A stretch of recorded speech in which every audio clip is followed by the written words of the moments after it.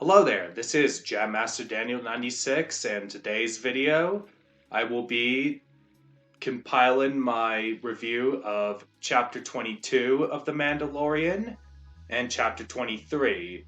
And it's pretty much in the format like I did with some of the Bad Batch reviews of this season, to go with the overlap with the Mandalorian episodes and that stuff. So that's that there. So with this, review, it's in that format. And why I'm doing it is because, when chapter 22 came out, I was at Star Wars Celebration in London. So just want to address that. And now on to the reviews. All right, so welcome to part one of the Mandalorian discussion. And this part, we'll be talking about chapter 22 of The Mandalorian, Guns for Hire.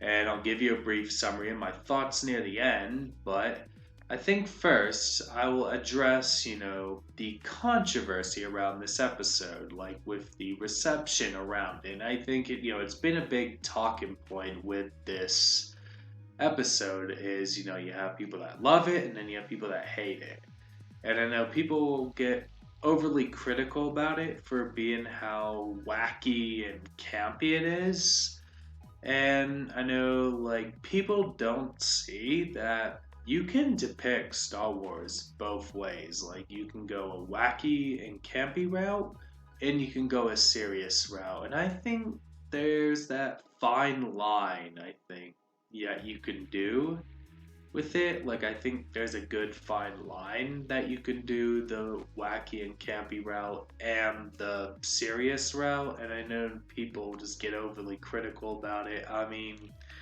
come on, look. I mean, we got some, like, episodes in the animated shows that, can do this sort of thing. Like, they can, bring us the wacky and campy moments with the serious moments. And there's some Star Wars books and comics out there that have done it as well. With you'll have a that can bring a wacky and campy part and a serious part as well. So I mean, come on, people miss like forgetting about what can go on in a Star Wars animated show and a Star Wars book and comic. I mean, same thing can apply to the live action. So I just wanted to bring my 2 cents on that stuff for the thing, on the criticism with this episode. And let's get to like a basic summary of this. So pretty much, I mean, we have parts with, some Mandalorians, and we do have a return of Costa Reeves in this episode, who appeared in season 2 of The Mandalorian. So that character returns, and then they talk with a Mon Calamari person in that, and then the main part is Din, Grogu, and Bo-Katan go to this planet, and then they go to like investigate it, and then they meet up with like Jack Black's character and then Lizzo's character. And we do bring Jack Black to the galaxy far, far away. And I thought it was kind of interesting that they brought him into a thing. And I know Lizzo is a singer, and I'm not very familiar with her, but that's just me on that. So just had to bring that up. But I mean, yeah, so it was interesting, kind of bringing in some mainstream people into this, episode. And then, we do have the return of the battle droids from the prequels, so that was pretty cool to see in this. And then we have, Christopher Lloyd's character, who Din and Bo, will cross paths with. And then, Christopher Lloyd is from the Back to the Future movies, so that was another interesting. And that was announced, like, when they announced Mandalorian season 3, like for casting and all that. And I know some internet theories thought he'd be Jorah Sabayoth from the Thrawn trilogy, but that was false. So your Christopher Lloyd Jorah as Jorah Sabayoth theory sucked. So just wanted to have that little thing there, that little dig. And then kind of with that, they'll arrest him. And then there's this thing that Christopher Lloyd's character says about the Separatist and Count Dooku he brings up. And I thought that was kind of interesting. And then, they bring him to Jack Black and Lizzo's character, like, to turn him in and stuff. And then, Lizzo's character kind of knights Grogu and all that. So we have that part there. And then we go with Din and Bo and Grogu to the other Mandalorians, and then they talk about uniting all the Mandalorians, that they, want to bring back Mandalore and all that stuff. And then that's pretty much a rundown of the episode, and I'd probably rate it about an 8 out of 10. So that's for chapter 22. So moving on to part 2, where I talk about chapter 23.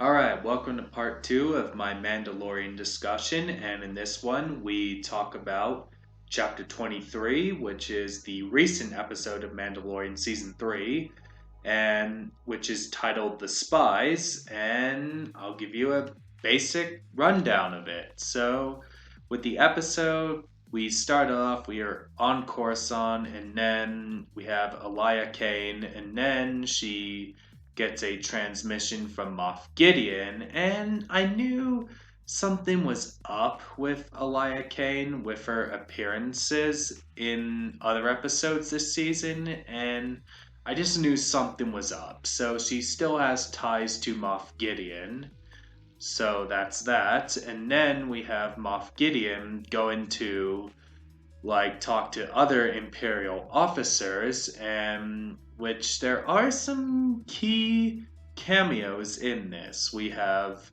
Gilad Pellaeon in this, which if you read the Thrawn trilogy in Legends, like the old heir to the Empire and a lot of other EU, you know that Gilad Pellaeon was Thrawn's right-hand man, and then he's been in canon, and he was, mentioned in the Rebels series finales, so we're having Pellaeon, and there is a mention of Thrawn, so Thrawn is coming, and I mean, we all know in the Ahsoka show he's gonna show up in live action, and as you've seen in the Ahsoka trailer and all that, so the Thrawn build-up is just beginning, so can't wait to see it, so Thrawn will be coming.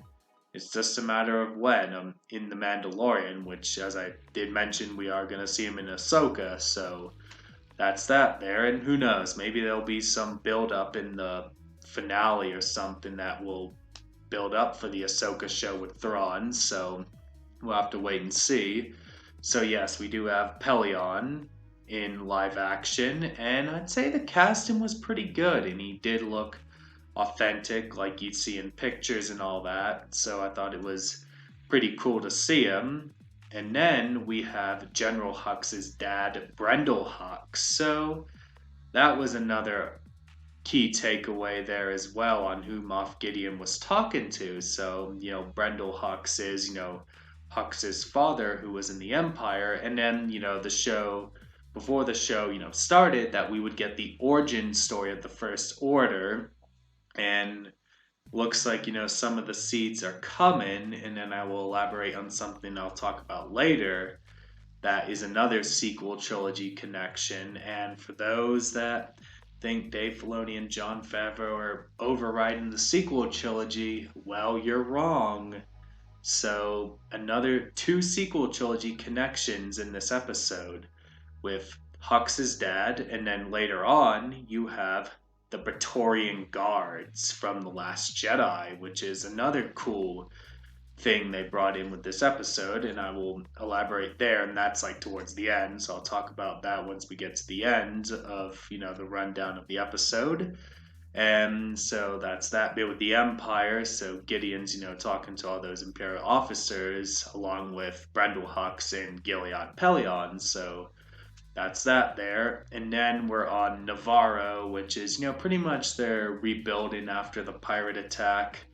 And then, we have Din and all the other Mandalorians going to Mandalore, along with Bo-Katan and all them. So we have that bit there, because, they do bring the other Mandalorians they found in the previous episode, that they are, uniting together to retake Mandalore and like rebuild it and all that stuff. And that's been pretty much like a big theme this season is retaking Mandalore and all that. And then we go to Mandalore and then they, pretty much, see we're back to the wreckage after the purge, which we saw in another episode in like episode 2 of this season. So we are, seeing the wreckage of Mandalore again. And then they find some other Mandalorians that are along the way, like some survivors on Mandalore. So we have that part there.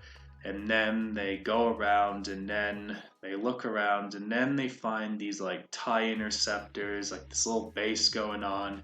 And then Moff Gideon is, building this army that he wants to retake Mandalore, like in his vision to build it. And he has his own little suit and all that. And then we have these like stormtroopers that are made from Beskar and all that. So we have a fight on there. And then Din will get captured in this. And then, we will have the Praetorian Guards. And there's a bit where Paz Vizsla, makes the sacrifice. And then that's where the Praetorian Guards come into place.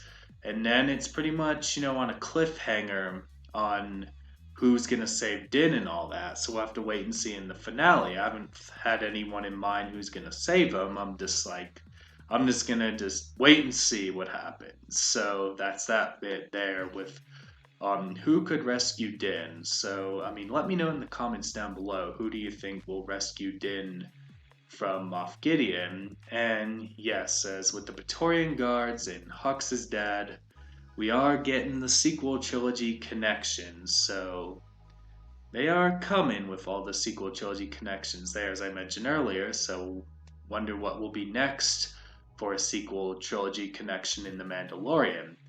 And I did enjoy this episode. I'd say it's the best of season 3 so far. Like, if I was to pick a best episode, I think this one is the one. And I'd probably rate it about a 10 out of 10. And that does it for me in this video. Don't forget to like this video, subscribe to the channel, comment what you think down below. What did you think of this episode? And let me know all your theories and speculations like I just mentioned not long ago. And share this video. Tell your friends to subscribe. Let's get to 600 subscribers. Follow me on Twitter, DanRS87, Instagram, JMD96_YT, Facebook, JamMasterDaniel96. Have a great day. May the force be with you. And this is the way.